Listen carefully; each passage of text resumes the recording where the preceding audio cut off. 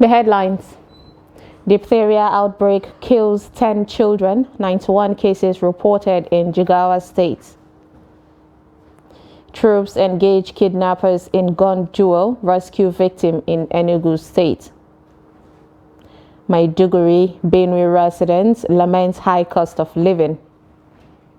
Away from Nigeria, exiled Central African Republic President Bozize sentenced to life. Hello and welcome to Trust TV News Update. I am Sumaya Abubakar.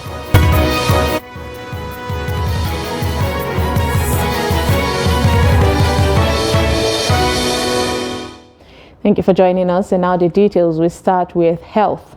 Now, Jigawa State Ministry of Health has confirmed the death of 10 people suspected to have died of diphtheria disease, which has been recorded in 14 local government areas of the state.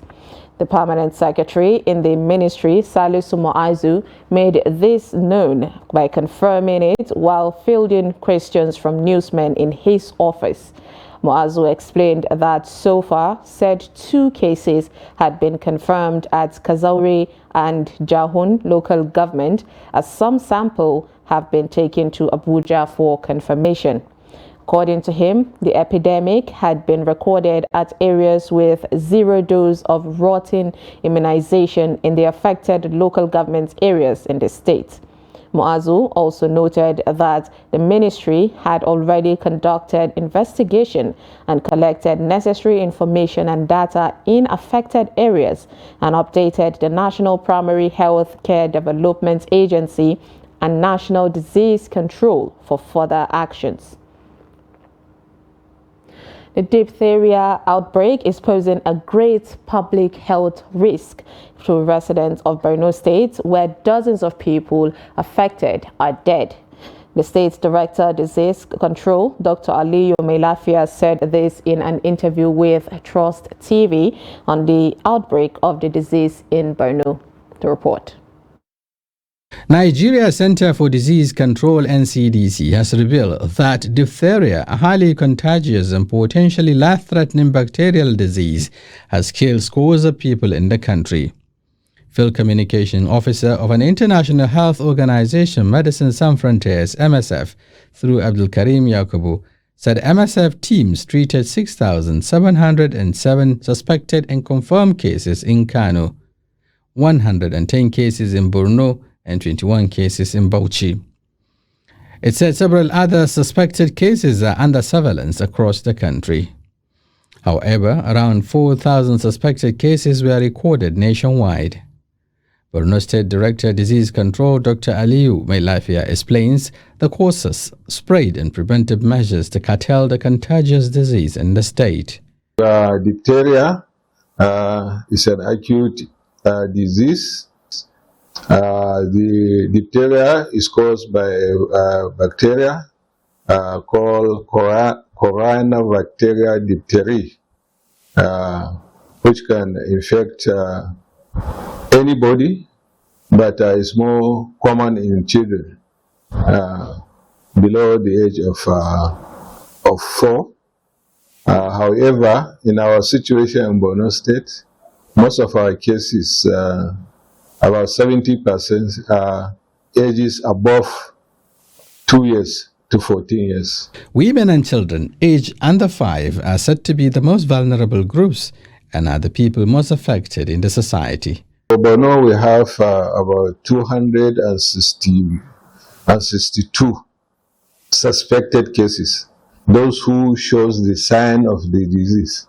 But among those, only 14 were confirmed to have diphtheria. So, and also all these numbers are in 8 LGS. So we have already conducted targeted response to these diphtheria outbreaks in those settlements where we have cases, suspected cases. So we have conducted, and now those of Mobile is ongoing now. They are doing the vaccination now. Diphtheria can lead to difficulty in breathing, heart rhythm problems, and even death. It is, however, preventable with vaccines for infants children, teens, and adults.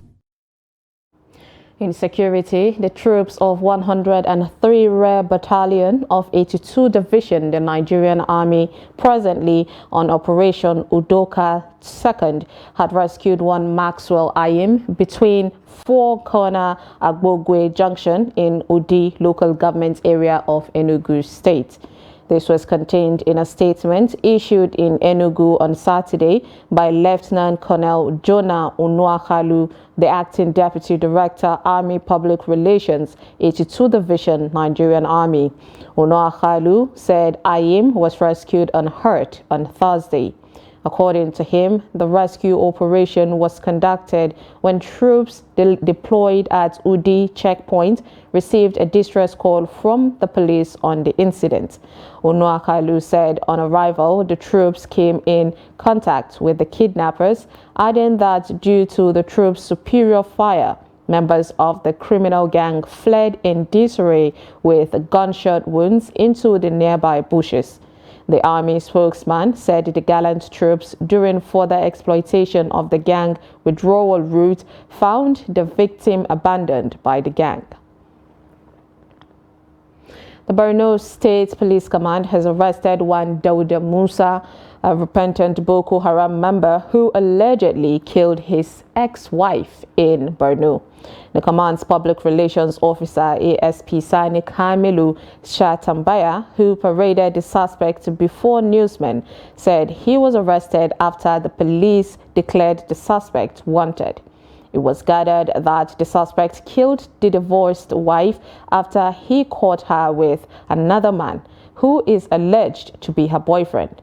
He killed and buried her in a shallow grave. The Niger State Police Command has apprehended 5 suspects in possession of human skull for alleged money ritual. They were arrested along the Minabida Road in the state.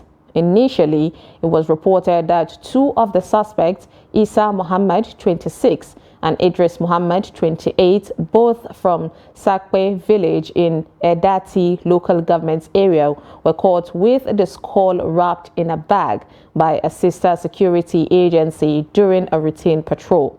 The 2 suspects were later handed over to the State Police Area Command in Bidda for further investigation. During questioning, they revealed the names of 3 others who assisted them in exhuming a corpse and removing the head. Confirming the incident in Mina, the State Police Public Relations Officer, DSP Wasiu Abiodun, stated that the suspects were intercepted in a Mitsubishi Lancer vehicle by a sister security agency at the toll gate along Bidda Mina while searching the passengers on September 11, 2023. The additional suspects include Ibrahim Jia, 18, Suleiman Usman, 22, and Abdullahi Usman, 24, all of the same address. Still in security, the vigilante groups are increasingly becoming the last line of defense for local communities battling banditry and insurgency in the northern Nigeria. Even as non-state actors, local vigilante groups in northeast or northwest Nigeria are in the forefront of the fight against banditry. In this report, Jamil Mabayi chronicles vigilantism and its evolution into a strong force in Katsina. The report. Katsina is one of the frontline areas battling banditry, but has leveraged and utilized the use of vigilante groups in the fight. According to experts, these groups possess an intimate knowledge of the local terrain but lack the rudiments of executing war. In almost every village in the state, there are some groups who are called vigilantes, the so-called volunteer groups, and they are composed of people from the locality. Some of them are ex-policemen, ex-military, some are even working. From using local Dane guns to pump-action shotguns, the civilian JTF, as they are called, have improved their defensive and offensive strategy on account of persistent bandits' attacks. The government agreed with our supervision that they will train them in the appropriate place They will invite the army and the police to train them, and which the government did. And they assured them that since now they are getting to learn the rudiments of warfare, they will be encouraged to acquire the necessary weapons that are legally allowed to be carried by citizens. One of the key advantages of vigilante groups is their understanding of the region's terrain, including hidden routes and hideouts commonly used by bandits. Most of these vigilante members are from the immediate environment, that is, immediate communities.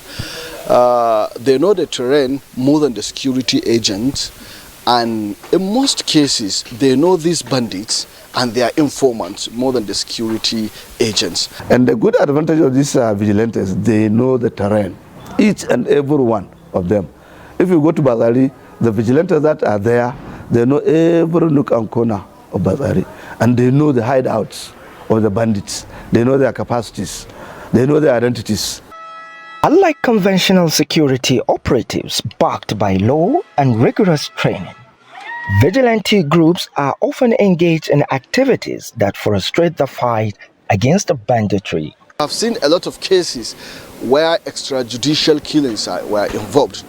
Especially in the area of security, we are doing as much as possible to ensure that we bring about some innovations in the security architecture of the state that will help us to mitigate the activities of the bandit and The Katsina State government says it has so far recruited at least 1,500 community watch volunteers drawn from the 8 frontline local government areas of the state to complement the war against bandits.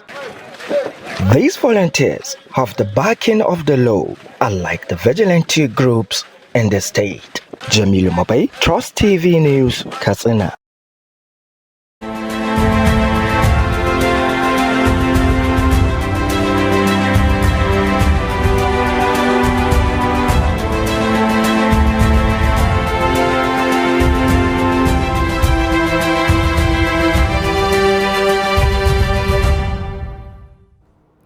Away from security matters, the price of cooking gas has spiked in Maiduguri metropolis as a kilogram of gas is now sold at 1,000 naira.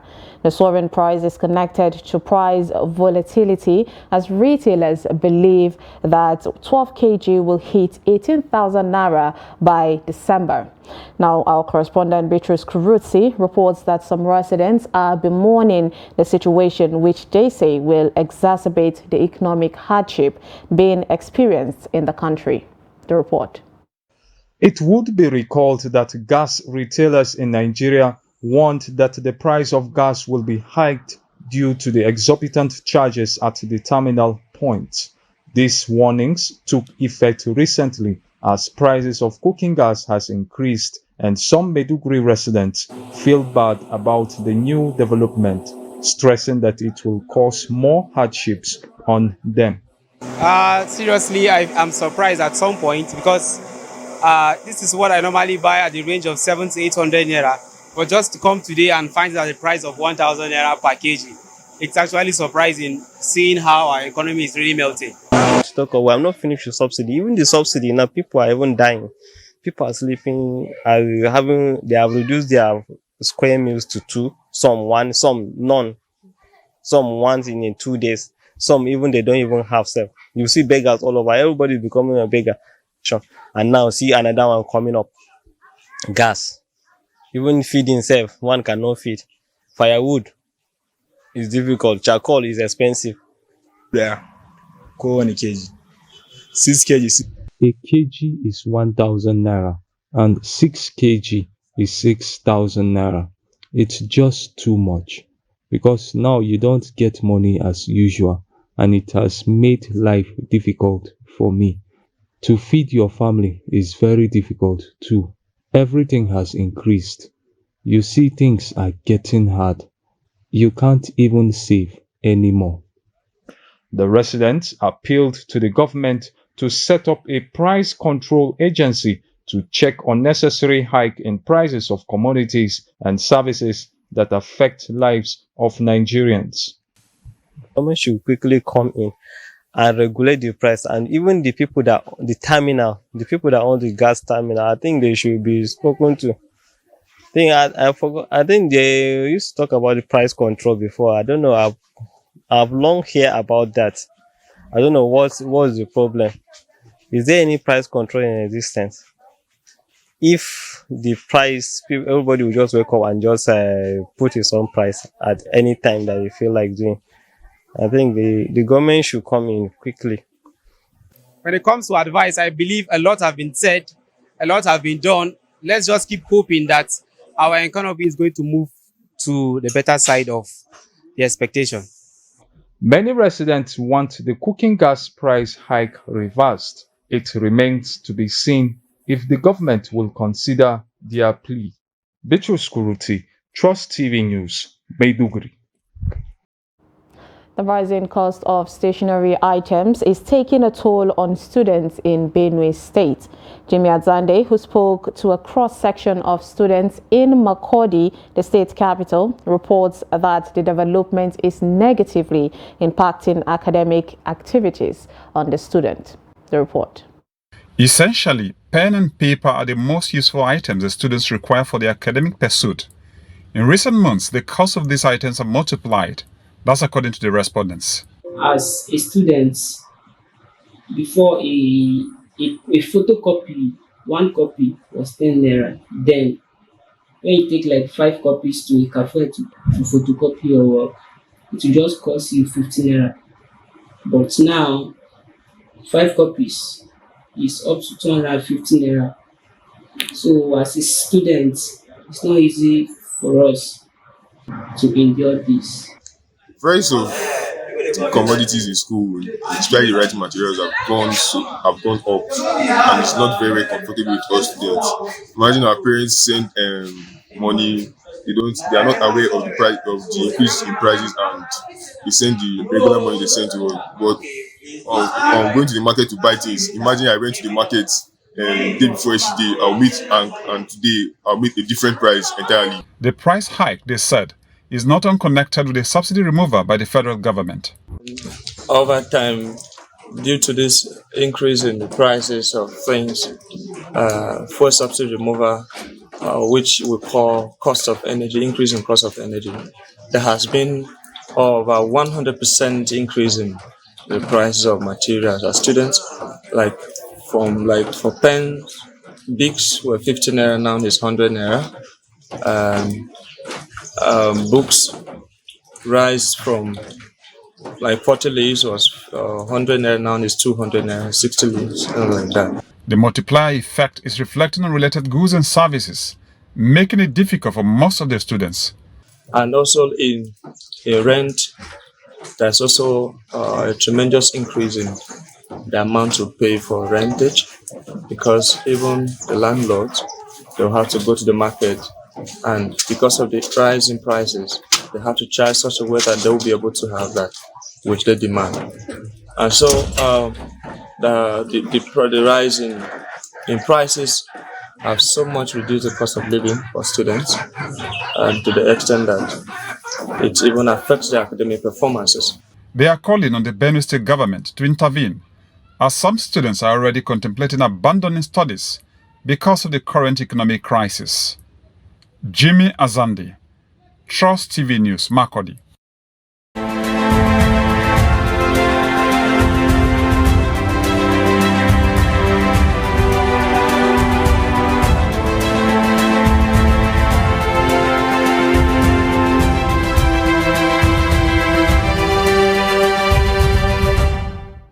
You're watching news updates on Trust TV. Coming up, we'll take a look at social experiments on couples splitting the bills. There's and more after the break. Stay with us.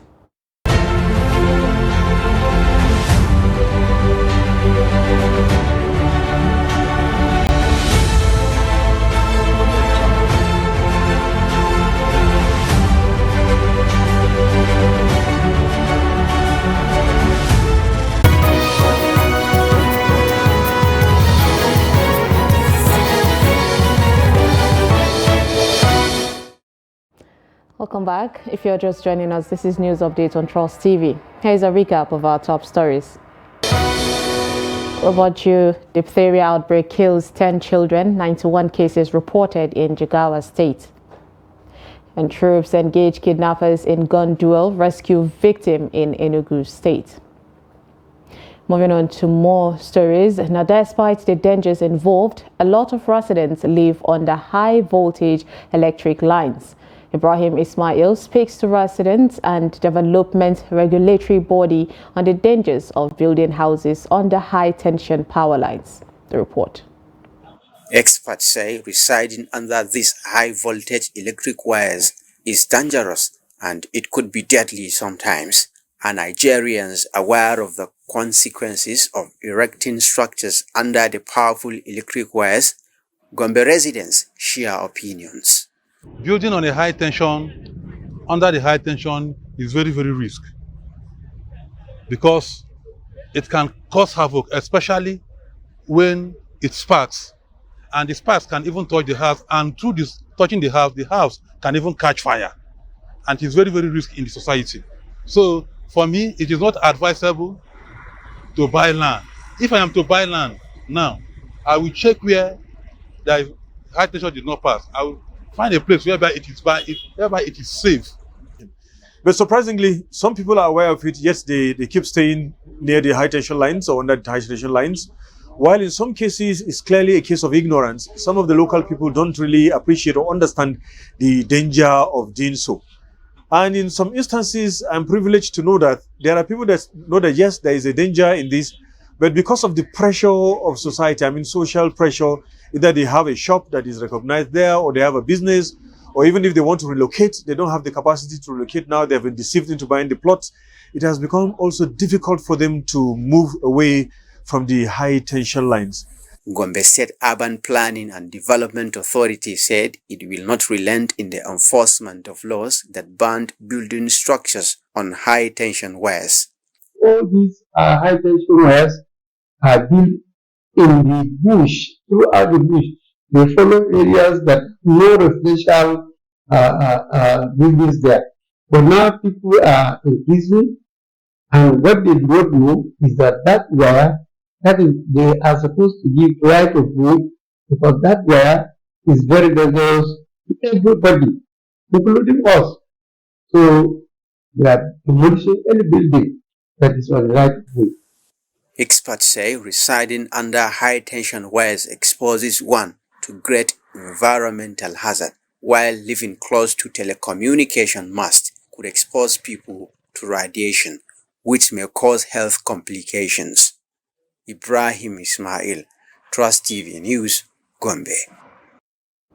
Now, marital life requires resources to sustain, and the man shoulders the responsibilities, to cater for the needs of the family. But nowadays, couples split their bills equally against the age-long cultural practice. Trust TV's Bello Musa speaks to a cross-section of Kaduna residents who shared their experience on the concept of joint accounts by couples. The report. In African culture, husband is the head and the provider of the needs of the family. Against the spirit of this culture and the tradition, couples now jointly work to cater for the family needs due to many reasons. Some Kaduna residents expressed their views on the splitting of bills in the matrimonial homes. Once you have a joint account in the family, which is maybe you are funding the account and your husband too is funding the account, you can use the money to do some emergency. In terms of emergency, like maybe your children are sick, you might use the money to take them to the hospital and the rest. I think it's a good idea and I can do that. Yes, couples buying things together, sharing responsibilities within the family is a good thing. In fact, it's a sign of unity amongst the family. The issue of a joint account is something that is happening in the Western world, not in our culture here. In our culture, we have seen it a man be the head of the family, a man be the owner of the account, a man be the ones paying the bills in the house, a man be the one paying for the food we eat in the house. not a woman be the one paying for the bills of the house, pay for the food we are eating in the house, except the man is capacitated, the man is sick. In olden days, during our own time, we do everything with our couple. Like our wife, we can do whatever we like, say, so see this, see this, see this, because we have good thinking during that time. But as at now, life has changed. Though joint account creates stability and strengthens the bonds of union between couples, this comes often with disadvantage. But it has its own disadvantage because some of us are entangled with our culture, which permits us to have one or more wives. What if I build my home with my husband and build a house together, and later he comes up that he wants to get married? Will I allow him come bring the woman to my house? No. I am a clear testimony. I did that with my wife. We are still together. But unfortunately, you know, once there is a discord, once there is disagreement, it affects even the account you tend to develop as a result, with a view, to take care of the problem that will emerge, within the family. Okay, let's come to that aspect. And this woman want to assist her mother. They say, only my mother needs some money. I want to take from that account. I want to send to my mother. The husband will spring up the same idea. Only my mother equally need money. I want to take from that account and send to my mother. Many say it is against the African culture to allow women fend for the family. Bella Musa, Cross TV News, Kaduna. Away from Nigeria, the exiled former Central African Republic President Francois Bozize, who now leads a rebel coalition, has been sentenced to forced labor for life for conspiracy, rebellion and murder in the chronically unstable nation. Bozize, who seized power in Car in 2003 but was toppled a decade later, was sentenced in absentia on Thursday, according to a judgment. Two of Bozize's sons and 20 other co-accused, who included rebel leaders, were also handed the same sentence in absentia. They were also convicted of compromising internal security and murders, according to the judgment by an appeal court in the capital, Bangui.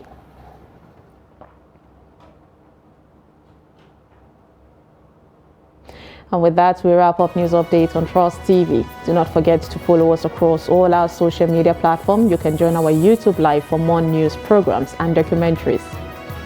I am Sumaya Abubakar. Thanks for watching.